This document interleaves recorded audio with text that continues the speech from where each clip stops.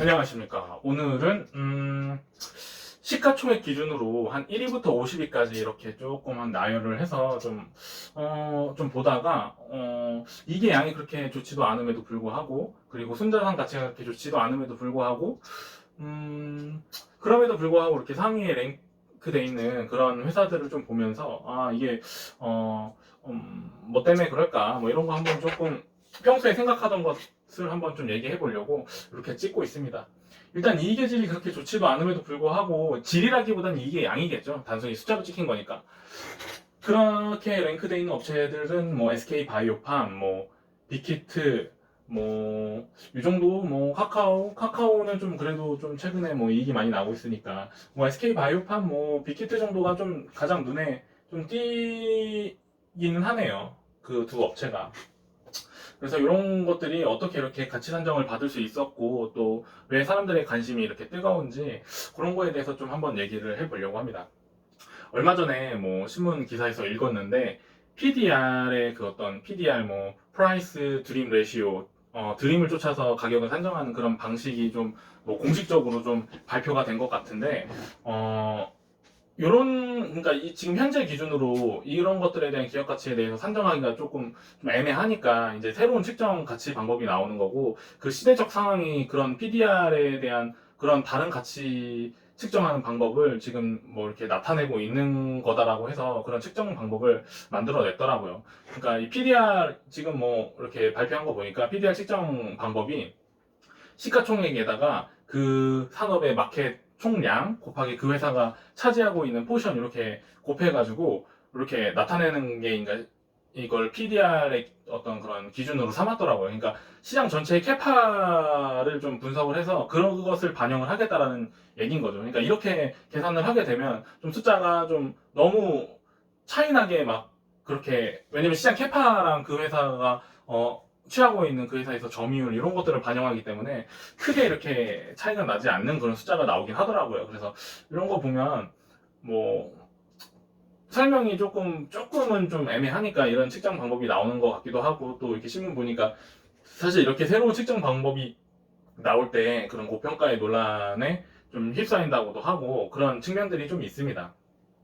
좀 뭐 오늘 좀 얘기하고 싶은 회사는 그 빅히트라는 회사인데, 이 빅히트가 이제 처음에 공모가가 한 13만 원 정도 했던 걸로 기억을 하고, 그러면은 뭐 한 5조 정도에서 이렇게 좀 시작을 했던 것 같은데, 지금 현재 기준으로는 뭐 10조, 뭐 9조까지 갔다가 지금 현재 한 6조 수준에서 이렇게 움직이고 있습니다. 근데 이 회사가 이제 올해 영업이익으로는 한 1,500억 정도를 생각을 하고 있는데, 이렇게 되면 퍼가 이제 뭐 한 35에서 40배 정도 이렇게 움직이게 되는 건데, 다른 저기 SM이랑 JRP에 비해서 퍼가 많이 높아지게 되는 상황이 되는 거죠. 그래서 이 리포트들을 좀 읽어보니까 이렇게 반영을 하고 한 이유가, 여기가 이제 뭐 위버스라는 뭐 그런 뭐 어떤 플랫폼 사이트를 만들어서 그런 것들의 기능이 이제 뭐 네이버랑 카카오의 기능과 유사하게 앞으로 발전할 거다라고 하면서 이렇게 가치를 좀 높게 이렇게 반영을 한 부분들이 거의 대부분의 그런 리포트들이랑 신문 기사들이 그렇더라고요. 그래서 이제 이것들을 받아들이는 이제 투자자 입장에서는 이제 빅히트의 매력도를 느끼고 이제 투자를 하는 것이고, 이런 거에 대해서 이제 매력도를 느끼지 못하는 사람들은 이제 빅히트에 투자를 하기가 이제 꺼려지는 상황이 이렇게 발생을 하게 되면서 지금 뭐 등락이 이제 뭐 심하게 이렇게 움직이게 되는 거죠. 그래서 빅히트 같은 경우도 이게 진짜 이거는 뭐 투자자의 마음이니까 이걸 뭐 어떻게 판단하기는 참 힘든 부분인데, 단순히 어떤 엔터사 산업, 그 다음에 그 어떤 BTS만의 능력 이런 것들을 가지고 지금 뭐 시총을 6조, 7조 이렇게 내기에는 이익량이 되게 턱없이 부족하지 않나라는 생각은 제 개인적으로는 하고 있는데, 음, 어떤 그 인터넷 플랫폼 산업이 이쪽에서 좀 많이 투자를 하고 있는 것 같고, 그쪽의 산업이 앞으로 이제 뭐 네이버라든지 카카오와 같은 비슷한 방향의 길을 간다고, 뭐 그런 비슷한 길을 가기 위해서 또 이렇게 상장을 하기도 한 거고, 그런 것들이 잘 투자돼서 진짜 그런 플랫폼 기업으로 또 거듭나게 되면 당연히 뭐 그 가치는 더 올라갈 수밖에 없고, 또 이게 양이 또 증가를 하면 또 그만큼 또 시가총액은 더 많이 증가하게 되는 그런 시너지도 발휘되는 부분이 있기는 있습니다. 근데 이제 좀 이게 투자하기가 이제 꺼려지는 입장에서는 뭐냐면 이 위아래 이런 회사들을 보면 뭐 KT가 있고 그다음에 기업은행도 있고 그다음에 한국조선해양 이렇게 좀 이런 그냥 CJ제일제당도 좀 밑에 있고 좀 이렇습니다. 이런 상황에서 이제 그런 기업들하고 비교하면서 이렇게 보다 보니까 이제 빅히트에 이제 들어가기가 이제 조금 힘들어지는 그런 부분이 발생을 하는 거고 그런 부분 때문에 이제 기존 주주들이 이제 매도 물량을 많이 던진 것 같고 또 앞으로도 또 이런 시각에서의 어떤 투자자라면 던질 확률이 좀 크고 아니다 이거는 성장이 죄송합니다. 성장이 뭐 좋고 간다 네이버 카카오처럼 간다 그리고 뭐 우리 BTS를 믿는다 이런 마음이 이제 굳건하신 분들은 지금 자리에서 이제 들어가게 되면 리포트들은 보통 그래도 한 7조에서 8조까지는 무난하게 가지 않을까라고 이렇게 뭐 제시들을 하고 있더라고요.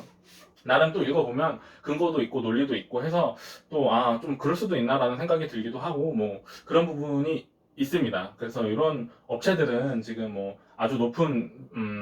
파워 기준, 이익의 양의 기준으로 봤을 때 높은 밸류에이션을 받고 있고 또 지금 시장에서 제시하는 PDR 그런 가치법으로